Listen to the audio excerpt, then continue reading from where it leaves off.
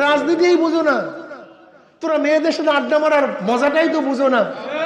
রাজনীতি করতে গেলে ইফতারের সময় মেয়েদেরকে পাশে বসাতে হয়, এই চরমোনাই পোকাগুলো বুঝেই না। কি একেবারে গরুর মতো হয়েছে না গন্ধ ভাই? হ্যাঁ, এটা রুমির রহমত তোর কথা বলায় তোর ওকে। হ্যাঁ, এই চরমোনার বোকাগুলো বুঝেই না যে রাজনীতি করতে গেলে মেয়েদেরকে সামনে নিয়ে তারপর পিছনে মিছিল করতে হয়। এই বোকাগুলি বুঝেই না রাজনীতি। এরা কবে বুঝবে? এরা তো পীর মুরিদি বুঝে, এরা তো আসলে রাজনীতি বুঝে না। এরা কবে ক্ষমতায় যাবে জানি না। এগুলি তো আসলে মূর্খ সুরক্ষ। এই মূর্খ সুরক্ষ মানুষদেরকে নিয়ে চলাফেরা করে, নিজেরাও মূর্খ, কিছু মূর্খ লোকজন থাকে। এইগুলো কোথায় বুঝবে তারা? কি কথা ঠিক আছে না ভাই? তুই কি জানোস না পিছনে বিশাল বিশাল বাঘ? এবার গরু, জুয়ান গরু তাজা ঘাস খায় আর অন্য অন্য গরুদেরকে গালি দেয়। ওই বোকাগুলি আমার কথা মানে না, আমার দলে আসে নাই, আমার দল করে নাই, আমার আনুগত্যতা করে নাই। কত মজা দেখো, কত মজা, ক্ষমতার কত মজা, খাদ্যের কত মজা। আমি কত আনন্দ ফুর্তি করতে আছি, যেখানে গলার মধ্যে কোনো রশি নাই। আমি একেবারে স্বাধীন, আমি একেবারে স্বাধীন। আমার সুখ শান্তির কোনো অভাব নাই। সে তাজা ঘাস খায়, ফুর্তি করে, আল্লাহ পায়। ওইদিকে অন্য গরুদেরকে যারা রশি লাগাইছে তাদেরকে গালি দেয়। ওইদিকে একটা বাঘ 3 দিন পর্যন্ত উপবাস, অনাহার, খাদ্য নাই, ক্ষুধার্ত। ওই বাঘ আল্লাহর কাছে ডাক দিয়ে বলে, মাওলা রে, তুমি আমাকে বানাইছো, আমাকে খাবার দিবা না? বানাইছো তুমি, খাদ্য কই? পেটে ক্ষুধা, কোনো তো খানা নাই, কোনো খানা নাই। আমার মাওলা পাক রব্বুল আলামিন বাঘের দোয়া কবুল করছে। বাঘ চক্ষু খুলিয়ে দেখে একটা তাজা গরু লাফায় আর নাচে তার সামনে। এবার বাঘ মাওলার শুকরিয়া আদায় করছে, মাওলা তুমি আমার দোয়া কবুল করছো। বাঘ তার লেজের মধ্যে 3টা পাক দিয়া ওই তাজা গরুর উপরে ঝাঁপাইয়া পড়ছে, সিনা ধরিয়া ফালাইছে, সিনা ফারিয়া ফালাইছে, রক্তের মধ্যে চুমুক মারছে। ওইদিকে তাজা গরু বলে, আমি কেন রাখালের কথা শুনলাম না? আফসোস করে, কিন্তু আর বাঁচতেও পারে না। আল্লামা রুমি রহমাতুল্লাহ আলাইহি এখানে কত সুন্দর ঘটনা বয়ান করছে। ওই জাহান্নাম মাওলার কাছে দোয়া করে, মাওলা হে, ওই বাঘ নামীয় জাহান্নাম মাওলার কাছে দোয়া করে, মাওলা হে, তুমি আমাকে বানাইছো, আমাকে খাবার দিবা না? আমি ক্ষুধার্ত,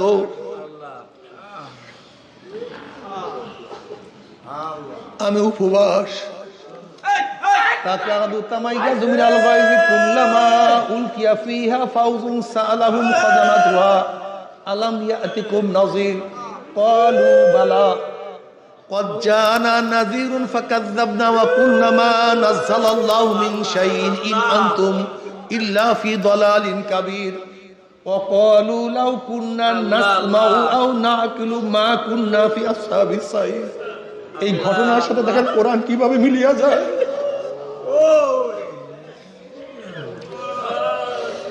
আল্লামা রুমি রহমাতুল্লাহ আলাইহি ঘটনার সাথে কোরআন কিভাবে মিলিয়ে যায়। তাকাদু তামাইয়াজু মিনাল গায়জি কুল্লামা উলকিয়া ফিহা ফাউজুন সাআলাহুম খাজানাতুহা আলাম ইয়াতিকুম নাযীর। জাহান্নামের রাগে জাহান্নামে জোর চলে আসছে, জাহান্নাম রাগ হয়ে গেছে, জোর চলে আসছে। জাহান্নামের আগুন ধাউ ধাউ করে জ্বলতে আছে, 1 মাইল 2 মাইল উঁচু শো শো আওয়াজ করতে আছে। একটা জাহান্নাম আর একটা জাহান্নামে খাইয়া ফলাইতে আছে। তাকাদু তামাইয়াজু মিনাল গায়জ, মৌত চলে আসছে, গর্জন শুরু হয়ে গেছে জাহান্নামের মধ্যে। আল্লাহ কুল্লামা উলকিয়া ফিহা ফাউজুন সাআলাহুম খাজানাতুহা আলাম ইয়াতিকুম নাযীর। যখন জাহান্নামের মধ্যে জাহান্নাম নিক্ষেপ করা হবে, তখন তার রক্ষীরা বলবে, আলাম ইয়াতিকুম নাযীর। এই কপাল পোড়া, আল্লাহ কেউ কি বাধা দেয় না? সেই যেমন এক দরবেশ এটা যখন শুনছে যে মানুষ শিরক করতেছে, এটা গাছ পূজা করতেছে, সেই দরবেশ এক দাও নিয়া সেটাকে কর্তন করার জন্য রওনা করছে। পথিমধ্যে শয়তানের সাথে দেখা, কই যাও?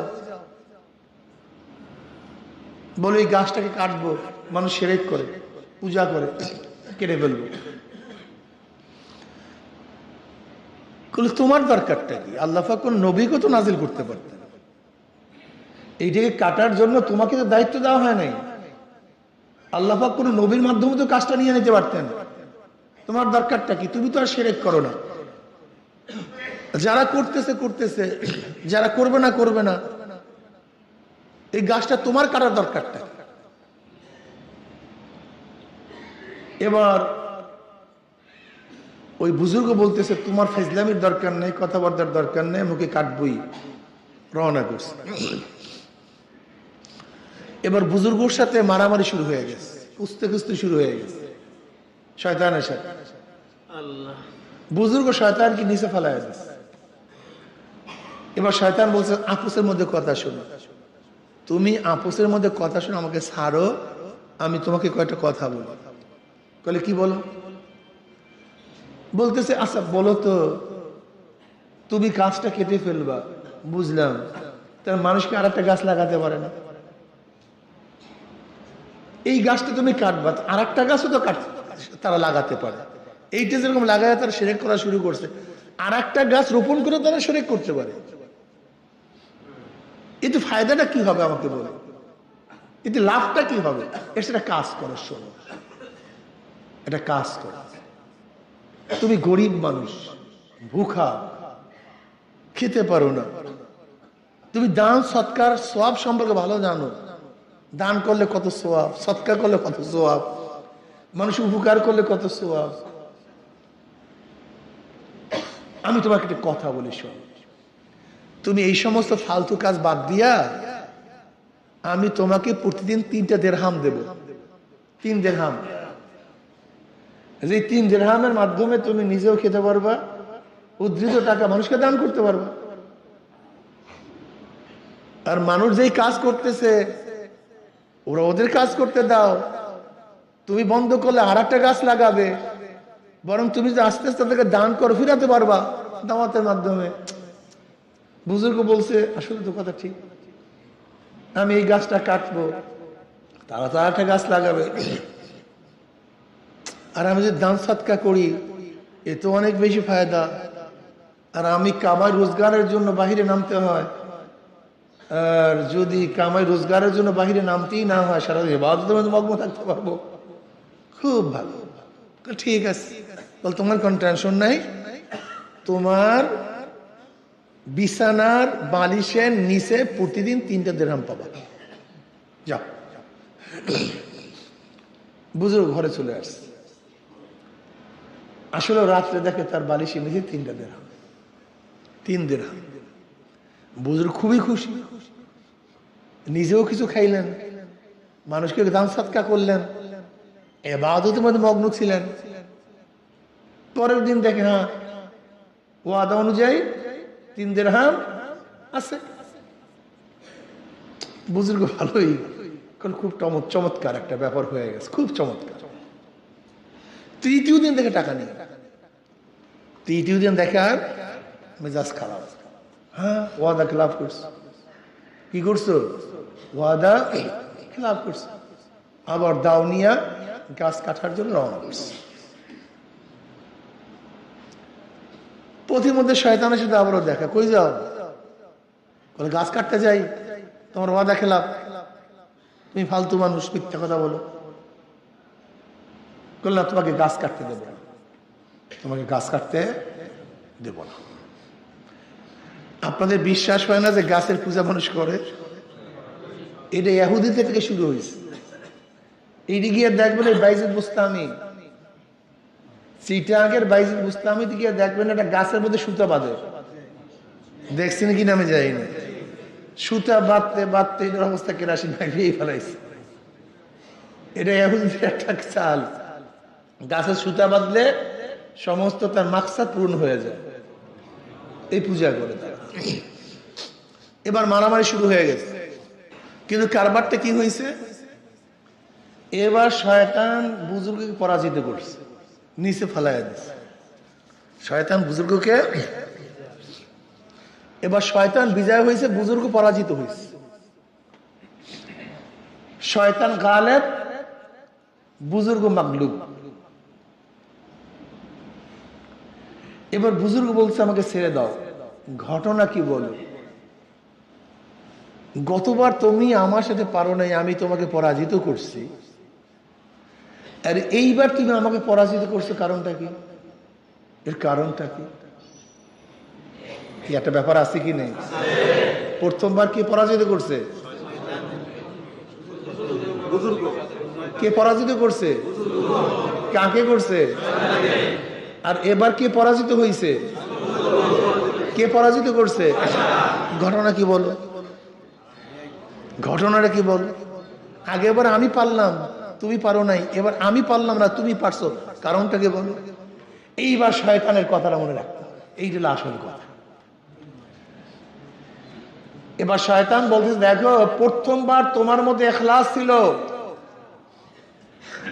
জজবা ছিল মাওলার মুহাব্বত, শিরক চলতেছে, শিরক বন্ধ করতে হবে। কে তোমার সাথী হবে, কে সাথী হবে এই টেনশন তোমার মধ্যে ছিল না। তোমার একমাত্র খেয়াল ছিল ইল্লাহাতান, আল্লাহর রাস্তায় কাজ করতে হবে, আল্লাহর জন্য কাজ করতে হবে। যেহেতু লিল্লাহাতান কাজ করছো, আল্লাহর রাস্তায় কাজ করছো, যারা আল্লাহর রাস্তায় কাজ করে, আল্লাহর জন্য কাজ করে, তাদের সাথে কেউ পারে না। কিন্তু দ্বিতীয়বার তুমি রওনা করছো আল্লাহর রাস্তা না, পয়সার জন্য, পয়সা পাও নাই, এবার হলো পয়সার রাস্তায়, আগে ছিল আল্লাহর রাস্তা। এই কারণে তুমি আমার সাথে পারো নাই, আমি তোমার সাথে বিজয় হয়েছি। কি বুঝেন? এই ঘটনার দ্বারা বহুত কিছু সাফ হয়ে গেছে না? হ্যাঁ, দেখেন কোরআন ও হাদিসের মধ্যে যেই ঘটনাগুলি আসছে, যেই কানুনগুলি আসছে, যেই বিধানগুলি আসছে, এইগুলি বুজুর্গানি দিন বিভিন্ন ঘটনার মাধ্যমে বয়ান করে, বাস্তবতার মাধ্যমে বয়ান করে। আল্লামা রুমি রহমাতুল্লাহ আলাইহি মস্তবির মধ্যে কি নিয়ে আসছেন? বিভিন্ন ঘটনার মাধ্যমে তিনি পশুর দ্বারা কথা বলাইছেন, গাছের দ্বারা কথা বলাইছেন, মাছের দ্বারা কথা বলাইছেন, বাঘের দ্বারা কথা বলাইছেন, নাকি ভাই? মুসলিমের মধ্যে ঘটনা কি? বাঘে কথা বলে, গরু কথা বলে, যেমন একটা ঘটনা নিয়ে আসছে না, দেখেন মুসনবীর মধ্যে সবই ঘটনা। এই দেখবেন কতগুলো গাছ কথা বলে, মাছ কথা বলে, বাঘ কথা বলে, এই ওই ঘর কথা বলে, এগুলি বলাইছেন তিনি। এখন কেউ যদি বলেন হুজুর কোরআন হাদিসের মধ্যে এগুলো কোথার থেকে আসছেন, না, কোরআন ও হাদিসের বাস্তব ঘটনাগুলি, মূল উদ্দেশ্যগুলি তিনি ঘটনার মধ্যে নিয়ে আসছেন। এর নামে মুসনবী। এর জন্য পাশ্চাত্যরা মসনবী শরীফকে অনেক বেশি গুরুত্ব দেয়। পাশ্চাত্য দার্শনিকরা আল্লামা রুমি রহমাতুল মসনবীকে এত বেশি গুরুত্ব দেয় যে চিন্তা করতে পারবেন না। কিন্তু আমাদের দেশের ফাসেক এবং আধুনিক মৌলবীরা, আধুনিক ইসলাম এটাকে পছন্দ করে না। এই জন্য দেখেন আধুনিক ইসলাম কোনো ঘটনা বয়ান করে না। কারণটা কি? ঘটনা বয়ান করে নিজে ধরা খায়। কোরআন হাদিসের সাথে, কোরআনের মধ্যে ঘটনা নাই, ইউসুফ নবী আলাইহিস সালামের ঘটনা নাই, বুজুর্গদের ঘটনা নাই। এই ঘটনা কেন বয়ান করছে? এই ঘটনা কেন বয়ান করছে? এই ঘটনা বয়ান করছে আমি যা বলছি তোমার মধ্যে সেটা আছে কি নাই, সেটার বাস্তব নমুনা দেখানো চাই। এই জন্য দেখবেন বুজুর্গানি দিনের কিতাবের মধ্যে অনেক বেশি ঘটনা। এই ঘটনা কেন নিয়ে আসছে? যেমন আম্মাজান আয়েশা সিদ্দিকা রাদিয়াল্লাহু তাআলা আনহার কাছে প্রশ্ন করা হয়েছে নবীর চরিত্র কেমন। আম্মাজান কি বলছে, তুমি কি কোরআন পড়ো নাই? বলে পড়ছি তো। বলে কোরআন হলো থিওরিক্যাল আর আল্লাহ নবী আলাইহিস সালাতু ওয়াস প্র্যাকটিক্যাল। যেমন কোরআনের মধ্যে নামাজ আসছে না, কথা বলে না কেন?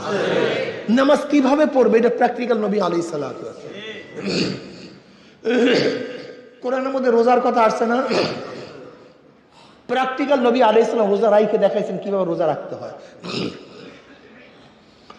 কোরআনের মধ্যে তাকওয়ার কথা আছে, নবী আলাইহিস সালাত বাস্তবে তাকওয়া কিভাবে করতে হয় সেটা দেখাইছেন। প্র্যাকটিক্যাল লাগবে, এই জন্য বুজুর্গানদের ঘটনা কেন নিয়ে আসছি, অর্থাৎ কোরআন ও হাদিসের মধ্যে যাহা পড়ি সেটা প্র্যাকটিক্যালের মধ্যে ছিল। কাজে যেহেতু সেও পারছে, তুমি কেন পারবা না?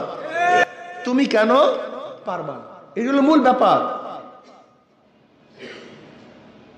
যাই হোক, আমাদের মধ্যে প্র্যাকটিক্যাল ঘটনা নিয়ে আসতে হবে। নবী আলাইহিস সালাত জিন্দেগি আমাদের মধ্যে সেটিং করতে হবে, ফিটিং করতে হবে। নবী আলাইহিস সালাত ওয়াস সালামের জিন্দেগি অনুযায়ী যারা চলছে তাদের নমুনে আমাদেরকে চলতে হবে। কি কথা ঠিক না? বাহজাতুন নুফুস নামক এক কিতাবের মধ্যে একটা ঘটনা নিয়ে আসছে যে এক বুজুর্গ এক নৌকার মধ্যে, জাহাজের মধ্যে সফর করতেছিলেন। জাহাজের মধ্যে সফর করতেছিলেন। ওই জাহাজের মধ্যে এক বাদশার জন্য মদের মটকা নিয়ে যাইতেছে। বাদশার জন্য মদের মটকা, অনেকগুলি মদের মটকা। বুজুর্গ ব্যক্তি মদের মটকা দেখে সহ্য করতে পারে না, হারাম কাজ, হারাম জিনিস। সে একটা লাঠি নিয়ে, মুগাইল নিয়ে ধাম ধাম ধাম ধাম করে মদের মটকা ভাঙ্গিয়া চুরমার করিয়া ফেলেছে একের পর এক। মদের মটকা কার? সাহস আছে দুনিয়ার কেউ মদের মটকা ভাঙ্গার মতো? কিন্তু বুজুর্গের সমস্ত খেয়ালই নেই, কোনো টেনশনই নেই। ধাম ধাম মদের মটকা ভাঙ্গা শুরু করছে। ভাঙতে ভাঙতে ভাঙতে ভাঙতে একটা মটকার ভাঙ্গে নেই, একটা মটকা ভাঙ্গে নেই। সবাই আশ্চর্য তাকায়, সাহস কি যে সবাই সামনে মদের মটকা ভাঙ্গে চুরমার করে বাসটার মদের মটকা। জাহাজ ভিড়ছে। এবার বাদশার সৈন্যদল এসে ব্যক্তিকে অ্যারেস্ট করছে। বাদশাহ নিজেই তার সাহসে চিন্তা করতেছে, ব্যক্তি কি আমার মদের মটকে ভেঙে ফেলতে পারে? এরকম ব্যক্তি কে? নিয়ে আসছে তাকে আমার কাছে। নিয়ে আসছে, দেখে বুজুর্গ সাধারণ মানুষ, একেবারে সাধারণ মানুষ। সে বলতেছে, ঘটনা কি? তুমি আমার মদের মটকা ভাঙছো, বলে হারাম, যে আল্লাহ পাকের বিরোধী, এর জন্য আমি সহ্য করতে পারিনি। বলছি ভালো কথা, বুঝলাম তুমি সহ্য করতে পারো নাই, সব মদের মটকা ভেঙে ফেলছে, তো একটা ভাঙবো নাই কেন? ওটাও তো হারাম। কথাটা বুঝতে পারি নাই। বুঝলাম তুমি সব ভাঙছো, তোমার মধ্যে এবং জজবা চলে আসছে, হারাম কাজ তুমি সহ্য করতে পারো নাই, কিন্তু একটা ভাঙবো নাই কেন? তাহলে ঘটনা আছে। বলে কি ঘটনা?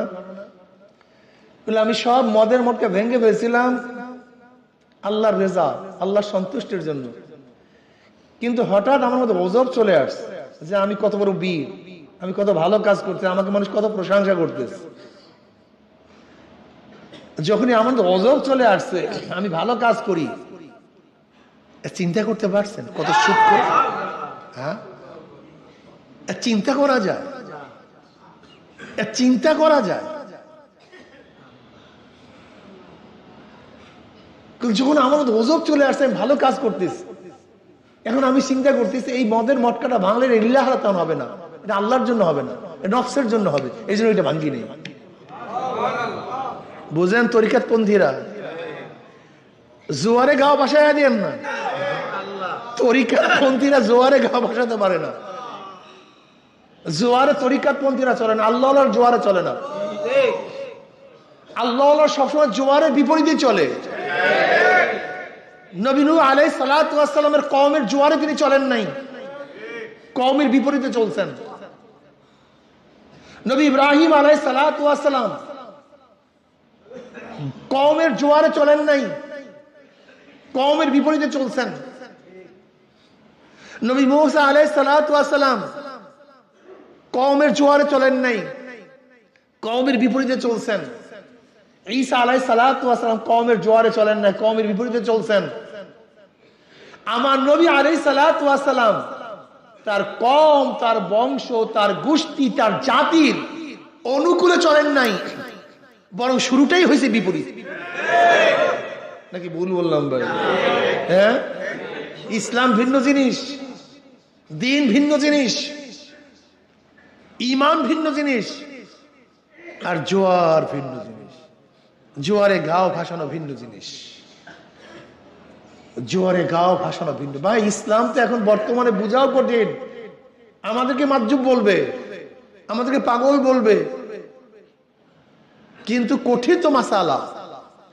তখন ওই মদখোর বাদশা বলতেছে, এ মাজুর, একে ছেড়ে দাও, এ মাজুর, একে ছেড়ে দাও। আব্দুল বিন হুযায়ফা রাদিয়াল্লাহু তাআলা আনহু এই একই হালাত। আব্দুল বিন হুযায়ফা রাদিয়াল্লাহু ঘটনা আপনারা জানেন, এগুলি স্মরণ করা দরকার, এইগুলি মাঝে মাঝে স্মরণ করা দরকার ঈমান মজবুত করার জন্য। আপনার হেরাক্কালের অবস্থা জানেন, হেরাক্কালের অবস্থা আপনারা জানেন যে আমেরিকা বিজয় হওয়ার আগে গোটা দুনিয়ার মধ্যে ওই জমানায় দুইটা পরাশক্তি ছিল। কয়টা পরাশক্তি? দুইটা পরাশক্তি ছিল। একটা হলো রোম আর একটা হলো পারস্য। পারস্যকে বলতো কিসরা, আর রোমদের বাদশাকে বলে কায়সার। কায়সার, কায়সার কিসরুন থেকে। কায়সার কিসের থেকে ভাই? কিসরুন মানে ফানা, চীনা, ফারা, চিরা। কেন তাদের উপাধি ফারা চিরা হইল? হয়তো হেরাক্কাল বা তার পূর্ববর্তী কোন বাদশার মায়ের গর্ভে থাকা অবস্থায় তার মা মারা গেছে, কিন্তু ভিতরে দেখে বাচ্চা নড়াচড়া করে। তখন পেট ফেরে সেই বাচ্চাকে বের করা হয়েছিল। সেই বাচ্চা পরবর্তীতে রোমের বাদশা হয়, সেই বাচ্চা পরবর্তীতে রোমের বাদশা হয়। সেটা হেরাক্কালও হতে পারে অথবা আগের কেউ হতে পারে। যেহেতু তার জন্মটা ছিল ব্যতিক্রম ধর্মী, স্বাভাবিক মানুষ যেই পথে আসে সে সেই পথে আসে নাই, এইটা তার গর্বের বিষয় ছিল। এর জন্য তাদের উপাধি হয়েছে কায়সার। তাদের উপাধি হয়েছে কি? কায়সার, কসরুন থেকে।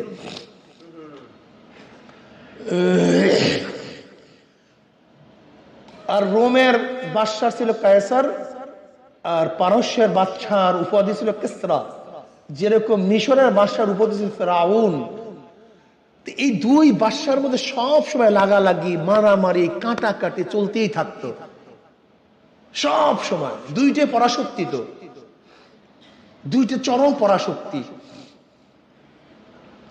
614 ঈসাই সালে, 614 ঈসাই সালে নবী আলাইহিস সালাতু ওয়াস সালাম নবুয়তি পেয়েছেন 610 ঈসাই সাল। আর চন্দ্র মাস হিসাবে 5 বছর পরে, যখন 614 ঈসাই সাল, তখন কায়সার এবং কিসরার মধ্যে চরম একটা যুদ্ধ হয়েছিল। যে যুদ্ধে পারস্যরা রোমদেরকে চরমভাবে পরাজিত করছে, চরমভাবে। বহুত বড় বড় শহরগুলি দখল করে ফেলছে, এমনকি এশিয়ার অধিকাংশ অঞ্চলে দখল করে ফেলছে। বাইতুল মুকাদ্দাস দখল করে ফেলছে। বাইতুল মুকাদ্দাস থেকে তাদের সমস্ত বড় বড় ক্রুশগুলিকে নামিয়ে ফেলছে। হাজার হাজার পাদ্রীদেরকে হত্যা করছে। হেরাক্কালকে কুস্তুদ্দুনিয়া পাঠায়া দিছে। অর্থাৎ হেরাক্কাল আর দ্বিতীয়বার জিতবে এরকম কোনো সম্ভাবনা ছিল না, এমন ভাবে পরাজয় করছে। কারা করছে? পারস্যরা, খসরু পারভেজ। তখন পারস্যের বাদশার নাম কি ছিল ভাই? খসরু পারভেজ। এই খসরু পারভেজ ছিল পারস্যের বাদশা। আর রোমের বাদশা ছিল হেরাক্কাল, হেরাক্লিয়াস, হেরাক্লে। 11টা নামের মধ্যে তার ইখতিলাফ আছে। তার হেরাক্লিয়াস বলেন, অসুবিধা, হেরাক্লা বলেন। জম্মের মতো পরাজিত করছে। বাহ্যিক দৃষ্টিতে জিতার কোনো সম্ভাবনা নাই। আজকে ঘটনা যেহেতু চলেই আসছে, আজকে এই ঘটনাটা বলবো, আমাদের ইনশাআল্লাহ ঈমান মজবুত হবে, আলহামদুলিল্লাহ। চরমভাবে পরাজয় করছে, চরমভাবে। তখন হেরাক্কাল মানত করছে যে হেমস থেকে যদি আমরা জিততে পারি, হেমস থেকে আমরা একেবারে বাইতুল মুকাদ্দাস, ফিলিস্তিন বাইতুল মুকাদ্দাস আমরা হেঁটে আমরা যাব। মানে ইলিয়া, ইলিয়া বাইতুল মুকাদ্দাস কি বলা হয়? Ilya, Ilya. ইল মানি আল্লাহ, আর ই মানি আল্লাহ, আর ইয়া মানি কি? ঘর। ইলিয়া মানি আল্লাহর ঘর। বাইতুল মুকাদ্দাস ইলিয়া বলা হয়, এটা হিব্রু ভাষা, ইলিয়া।